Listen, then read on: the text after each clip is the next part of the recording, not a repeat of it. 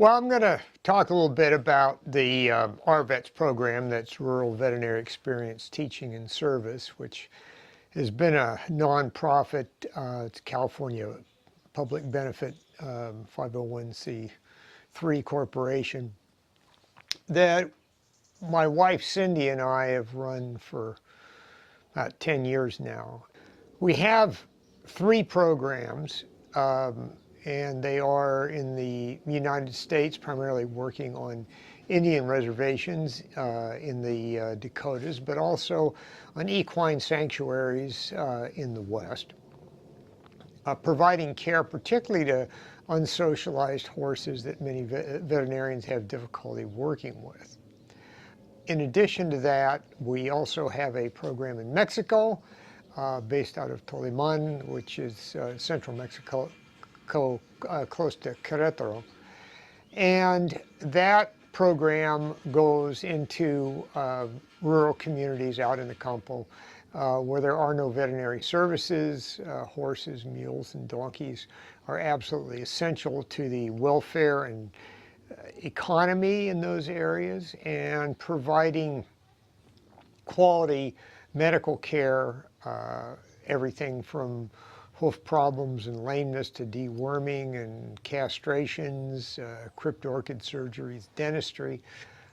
We provide with a team of Mexican veterinarians. It's an excellent program in that there's a really high caseload. All of our clinics are full. We've seen sometimes 300, 350 horses in one day. And that kind of intensive work not only provides a lot of care, but it also provides a lot of experience for the students that work with us. And then there's a similar program that we're associated with a group of Nicaraguan veterinarians called EQUUS in Nicaragua. That program, though primarily directed at working horses and mules, also does some small animal work on the far eastern edge of Nicaragua on the coast in a little community called Pearl Lagoon. Our Nicaraguan group has a base in the town of Granada. It's called Casa Lupita, where they have a low-cost veterinary clinic. We've provided them with x-ray equipment, training to do orthopedics, as well as the spay-neuter surgeries that are pretty common in trying to control street dog populations. Well, out here on the prairie, getting old, we are out here in no gun on. There's the best crew I ever knew, coming down and telling us what to do. Nobody else around here gonna do this thing. We're out here bringing it when we came. And I swear,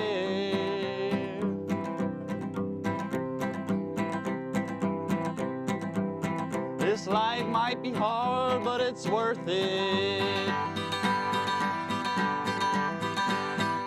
I'm Victor Urbiola. I am a veterinarian from Mexico, and I've been working with RVETS, I think, about 6 years in their programs in the United States,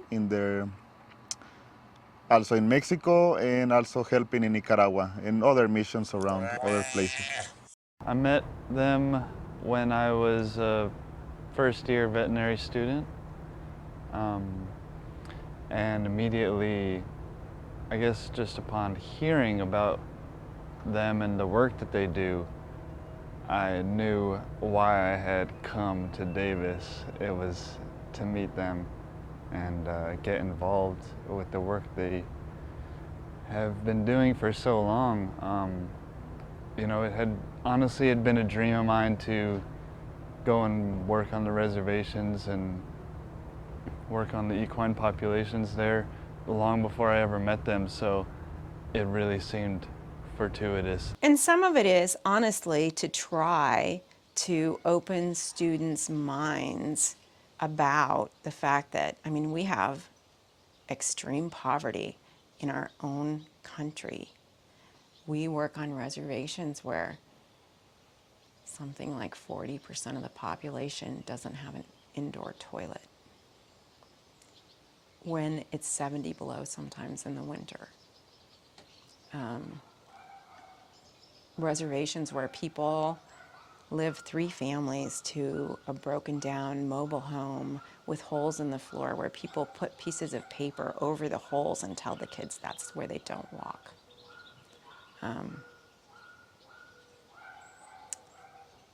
And they don't necessarily see it when we're there. A lot of them don't see it, but some of them do. And some of them are deeply affected by it. I know Eric and I have always been deeply affected by it. It was incredible not only to see them work and what an impact they could have in a weekend and how just incredibly skilled and clearly experienced they are, but also knowing that there weren't really anybody else going to be doing this work out there. You know, they're the only folks around who are going to commit themselves to this kind of stuff, and it's needed. That was the other thing that struck me, is just how necessary it is. Hi, I'm Jamie White, DVM, PhD from UC Davis.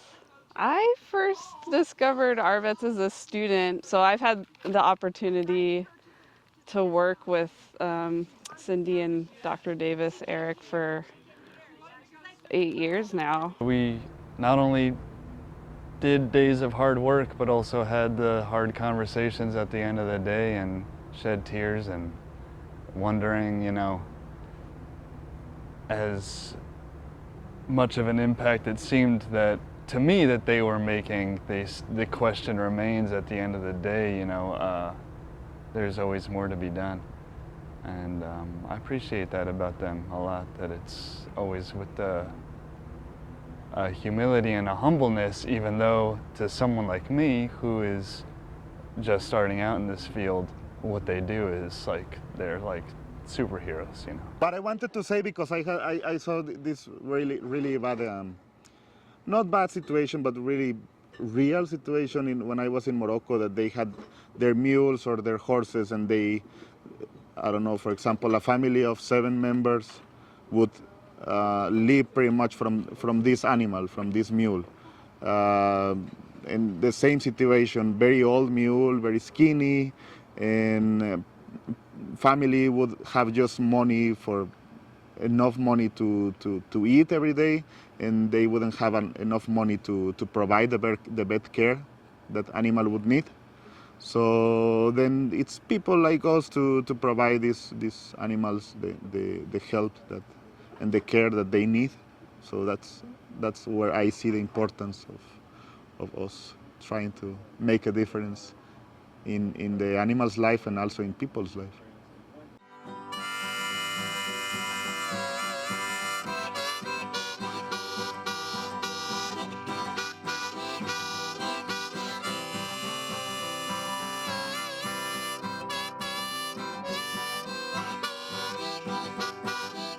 The hands-on opportunities that students get are going to make them far better practitioners when they graduate. And so you, as an animal owner, are not only helping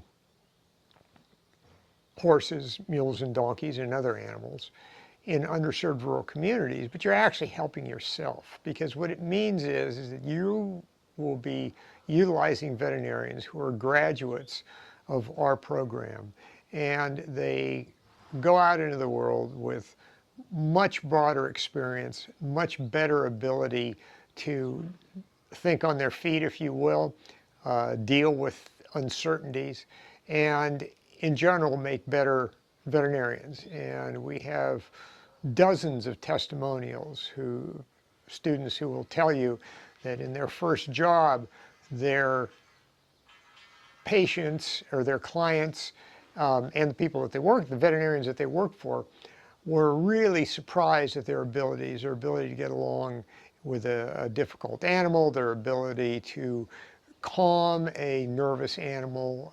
We go to some pains to concentrate on gentle horse handling. It did them well in their practice and in their efforts to become successful veterinarians. Student. I started like a student, and I really love it since the beginning, so that's why I'm still here.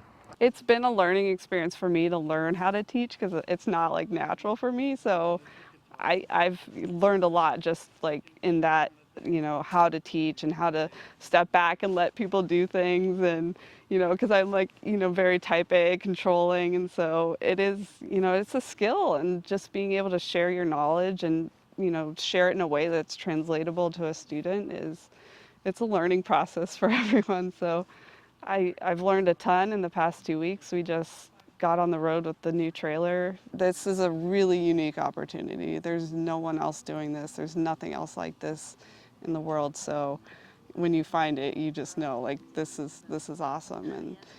And hopefully, yeah, you're in it for the right reasons. Not just, I know a lot of vet students get really excited about surgery and they're all about, getting in there and hands-on, but I think, the right people are there also to like serve the community and give back to the animals and the people that, they're, inviting us to come into their community and help. And that's a really special opportunity. And hopefully people realize that as well. And hopefully the people in this organization that volunteer understand that as well. So, yeah, it's a really incredible experience, and you get to work with amazing people, and there's just no one else like it.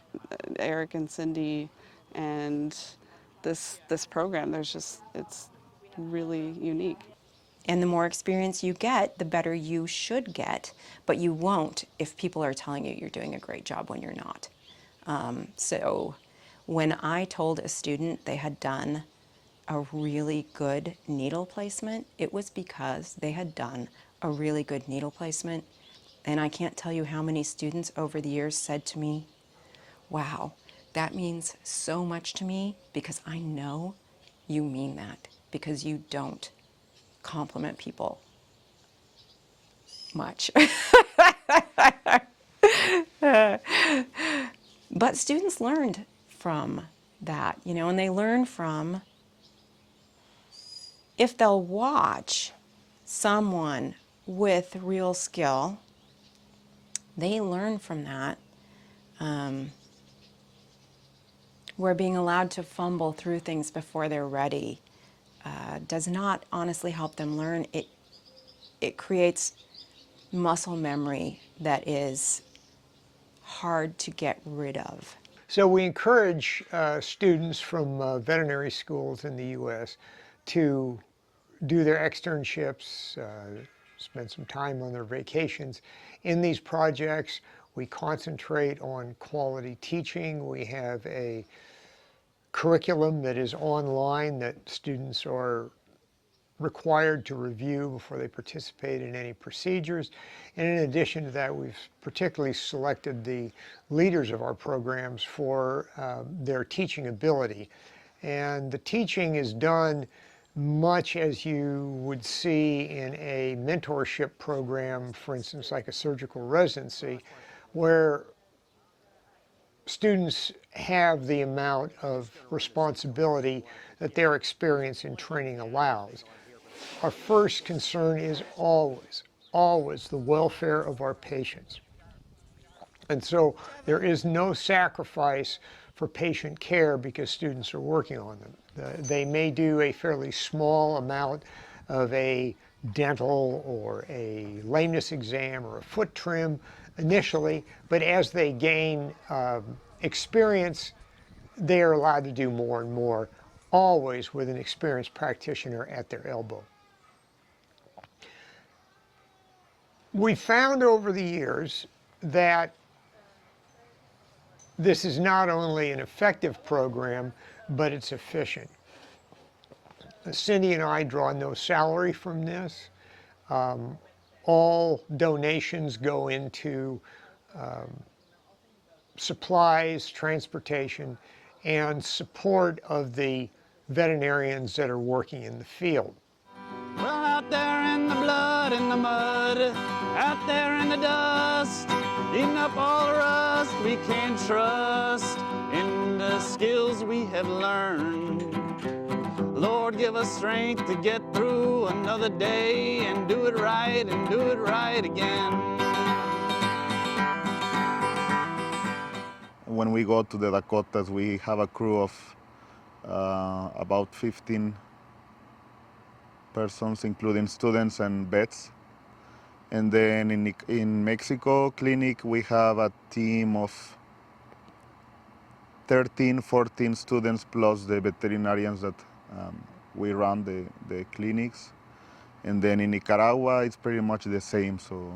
And then we keep some students that have some experience working with us. And then every time we have a new clinic, we have new students. So the previous students can share their experiences and they can learn from them and from us. I'm really excited to continue on with the organization as a veterinarian and keep it alive and keep it going strong. And we're always looking for new opportunities and places to go. So we're really excited to be here in Shingletown for the first time at the Wild Horse Sanctuary, and it's been awesome. I am Linda Diane Nelson, and I live in Shingletown at the Wild Horse Sanctuary, and I have lived here for 36 blissful years. Actually, I don't want to be anywhere else. Well, we have an internship program, and so we've had, actually most recently, one of our star interns who's come back summer after summer to help us with all sorts of things, has graduated vet school and is now a practicing veterinarian. She was told by her professors that whatever job she took, she should ask for 2 weeks that would be paid by her employer to offer voluntary services to a nonprofit. Not only does it offer them some experience possibly in a realm that they might not come in contact with in a normal practice, but it's a way of giving back to the community. We were thrilled when UC Davis could come and bring students and do major projects. We would love to have the veterinarians be able to donate more of their services. Well, there is a lot of animals that they really need attention, that people doesn't focus their attention because they are horses or donkeys, that they are not valuable, but they are really valuable for the people who work with them. They are pretty much what people have to live for. They need these horses or these donkeys or these mules to work their lands. They need these mules, for example, to bring stuff to cities to build up. Speaking about mules, for example, it's pretty much what they have for making an income for their family. So they are really important. And yeah, we should help them. And it's also opportunity to learn from them. And we just got back from the Dakotas. We spent 2 weeks in Standing Rock, and that was really cool too. There's just not many veterinarians that are willing to serve that community, and Eric and Cindy have been going there for a long time, and it had been 3 years though since they've been out there, so they were really excited to have us back. And we saw a lot of horses and castrated a lot of horses that otherwise may have not been castrated, or may have been castrated in less humane ways for sure. So yeah, that was also a really awesome trip. And we were hoping to go to Cheyenne River and Pine Ridge and some of the communities south, but with the COVID this year, we weren't able to make that happen. So we're hoping next year, once things are under control, we'll be able to get out there. Just knowing that there's people like that out there who are committed to doing this kind of work keeps me inspired. That it's not about, you know, self-aggrandizement or making money. It's really truly about the animals and caring for the creatures that need it and the populations that need the service. So I'm just daily inspired by Eric and Cindy. I know them and I can continue to work with them and learn from them. Yeah, without that I would be pretty directionless, I think. We have always been willing to kick the students' asses. So many programs are pay to play, and once you have a student paying, you are obligated then to create a good experience for the student. Our vets has never been about having fun. I don't give a shit if anyone has fun, like not one iota. I don't care. I care if the patients are the priority. I care if the students have put enough effort into preparing, that they are ready. I care if they practice every night, if they need to practice every night. But I think prioritizing the patient over the student has always been one thing that separates us, and our willingness to kick a student's ass when they need it. My name is David White. I'm a second-year veterinary student at UC Davis. I knew Dr. Davis from the state fair. He was the head veterinarian at the state fair, and he told me about this program they had when I met him as a college student, and that's really the only way I knew that this existed. So yeah, I guess just involvement, you know, getting the word out there that this is something that exists. Like, we need people to continue this sort of work. You know, Dr. Davis and Cindy are not going to do this forever. I think he's said this a number of times. They won't be able to do this forever, and I think it's really important work, and I think the only way that this is going to perpetuate itself without, you know, separate from money or equipment needs is just having people involved, because there are a number of veterinarians out there who are lacking in this sort of experience as well. You know, you don't get a lot of this in vet school. I think Tarek said he did one castration in vet school, and that was during a castration lab. And I think that that goes for many, many veterinarians who are now practicing. They just don't get this experience when they're in vet school. And so oftentimes they're getting it after vet school. So there's a place in this program for students and veterinarians alike. If I could do it all over again, I'd do it all over again. You can find ways to help that works for you and that, like, you know, is what you have to offer. So whether it's money or food or just time, any sort of time. I mean, holding a leg rope and just being there, being present is, you know, you can help in so many ways. So we're all donation based. We don't charge anything. So, you know, sometimes we have to foot the bill for a lot of things, but you know, that's why we do it. And we also do it for teaching. Like, we want to give back to the students and, you know, expose them to rural medicine, because there aren't enough vets doing it right now. So, you know, the more students as veterinary students can see that and realize that their help is making a huge impact for these people, that's awesome too. And they get to have fun and learn, and you know, teaching is awesome as well. I learned a lot just from being a teacher, and you know, you really learn what you know and don't know just by teaching someone. So, you know, all of it has been just really incredibly rewarding, and I'm just so fortunate to have the opportunity to do this. There's no things that make life easy on the road. We go out of our way to tell students and those that work with us that this is not a vacation. It's not supposed to be a vacation. It's hard work, and if that means sleeping on the ground and missing some meals and not getting a shower, that's what happens, and we're quite adamant about that. We also work in places where other people won't go or can't go, and often with animals that other people won't or can't work with.